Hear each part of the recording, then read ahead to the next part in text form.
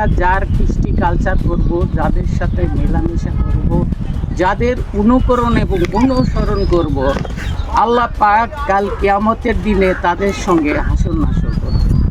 তাই আমরা যেহেতু মুসলমানের কৃষ্টি কালচার, মুসলমানের ধর্ম, মুসলমানের নিয়ম কারণ আমাদেরকে মানতে হবে। যদি মেনে চলি, আল্লাহ পাক কাল কিয়ামতের দিনে পাক্কা ঈমানদার হিসাবে প্রত্যেকটা মুসলমানের সঙ্গে জান্নাত ওয়াজিব করে দিবে।